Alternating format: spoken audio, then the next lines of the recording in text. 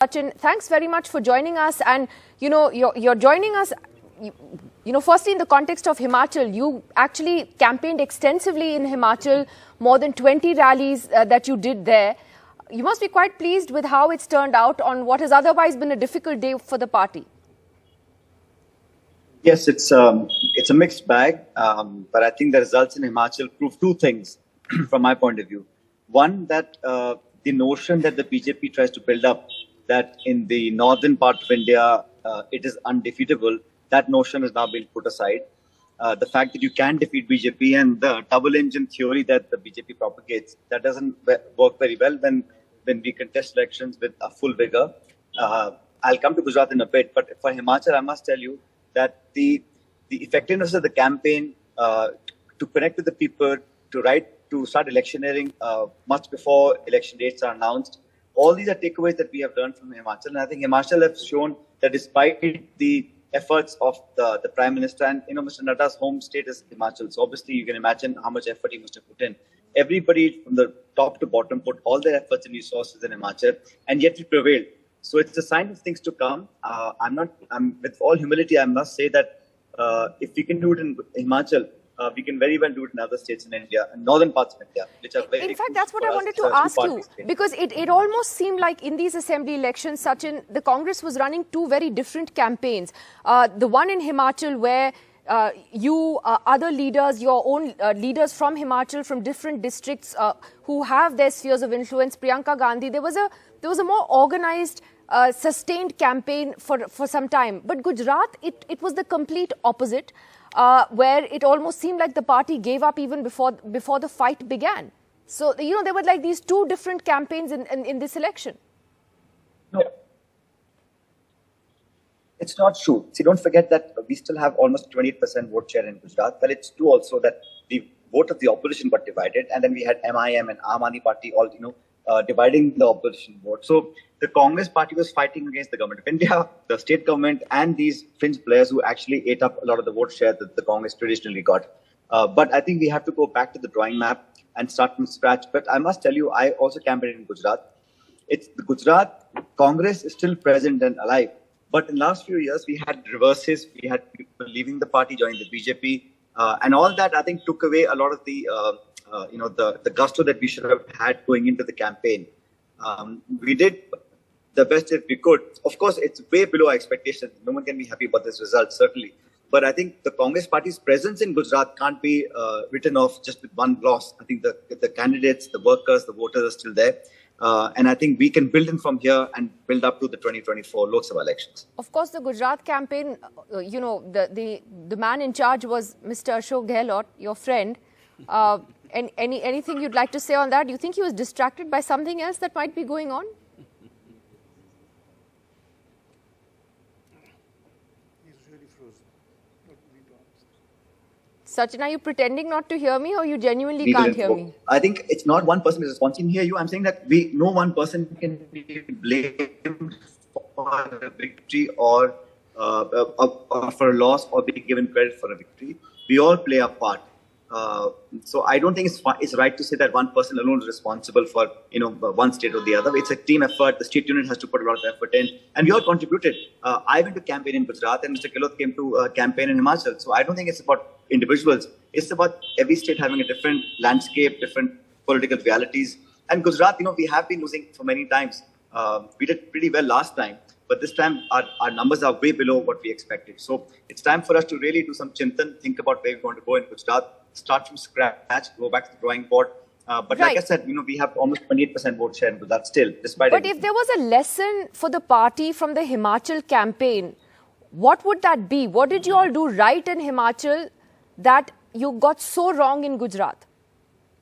I think you can't compare the two states, right? Himachal is a much smaller, it's a hilly state. Gujarat is a different sort of a political landscape. And both states traditionally have been a two-party state.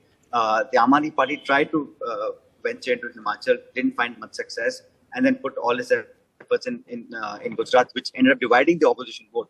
So that's why the numbers, I think the 150 plus numbers don't reflect the effectiveness or delivery of the BJP government. It reflects more on the political reality of the state and how the numbers and the opposition vote got divided. That's what that the number reflects. It's not some great achievement by the government. I'm not taking away from the fact that BJP won the election. Congratulations to the BJP for that. But the numbers themselves, and don't forget, Congress party got 149 back in the day. So it's not that Gujarat has not seen one-sided results before. But like I said, we should take, learn some hard lessons from the Gujarat loss and move forward and prepare for ourselves well in time for the Lok Sabha elections. Dorab has a question for you, Sachin. Mr. Pilot, congratulations on your victory in Himachal. But there is a cautionary tale there, seems to be. You are just 0.7% higher than them in votes. And there were a number of rebels. There are 8 or 9% votes have gone to people who are essentially your rebels and more the BJP's rebels.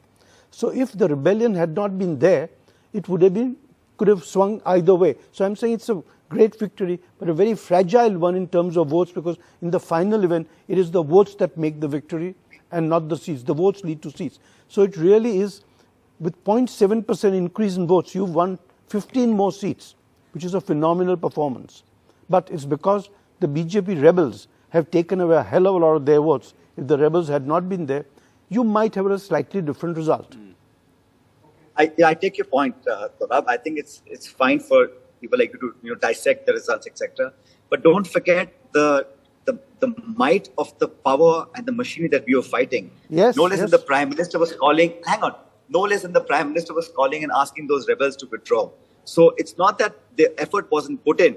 I mean, you have to give credit when credit is due. That we had rebels in the Congress party. I'm not saying it's a good thing, but apples to apples. Every state, every party has rebels.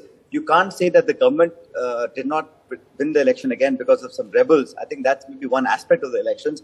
But our promise to the people, it's an apple-growing state. We had some local issues which you touched upon. We had a good manifesto. We had a good campaign. The strategy and the people, you can sense the enthusiasm in the cadre if you go with the right message and with the right strategy. So the BJP did everything it can. Can you imagine the Prime Minister in a small state? How many times he had rallies in Himachal Pradesh? The Defense Minister, the Home Minister, the UP Chief Minister. Everybody was there in a small state, putting all that they had. And yet, you were able to defeat them comprehensively. It wasn't a nail-biting finish. It wasn't a neck-to-neck. It was a very clear mandate to oust the BJP government despite all of their efforts. So it does say something about how the Congress has a resounding presence even in that state and other parts of India. Sachin, just looking ahead at next year, because there are crucial state elections now coming up just before the Lok Sabha elections, including Rajasthan, where you're from. And the Congress is in a bit of a difficult situation. We have this, unfortunate situation between you and Mr. Gehlot in Rajasthan. Are you all going to be able to put on a united front before assembly elections? That's the question. Have you not seen recently all the pictures that have come out of Rajasthan with the Bharat Jodo Yatra and all the statements that are being made by the leaders and all of us? So it's fine to have some difference of opinion about how to approach things, how to accomplish missions and how to, whatever. But we all are contributing towards achieving our common objective, which is to get the Congress back into power. And it's the true and the undeniable fact that we all want to win that election. So I can tell you with full humility Nidhi, that in the next 12 months, we will approach the elections much before in advance. Our preparations are already on the way. The Bharat Jodo Yatra is going through Rajasthan as we speak. So all these factors will help us. We'll fight unitedly and we have to. I don't think any one person can swing the state. It's just not possible. So we have to work together. We have to win the mandate. And 12 months' time, Rajasthan, Chhattisgarh, Madhya Pradesh all go to polls. And we have to win these three crucial states for us to be able to be in a good position to mount the challenge in 2024 Lok Sabha elections. Although Mr. Gehlot called you a gaddar, he called you a traitor. He used some very strong language. Are you over that now? It's like bygones? No, I know, Nidhi. I think you can try as hard as you want. You will not get me to get provoked. I will not do that. I've already reacted as whatever I had to say about that. And we have to move on. We have to look ahead. It's... I can't control what other people do and say. I can only say what I feel and what I do. And I think we all have to work in the interest of the party and we have to move forward. We have to work together. And I will say no more than that on this. All right. Have to leave it at that for the moment. Sachin, thanks very much for joining us from a moving car, no less, as you go back to the Bharat Jodo Yatra from here. Thanks very much and congratulations for the win in Himachal. Thanks. Thank you very much. Thank you.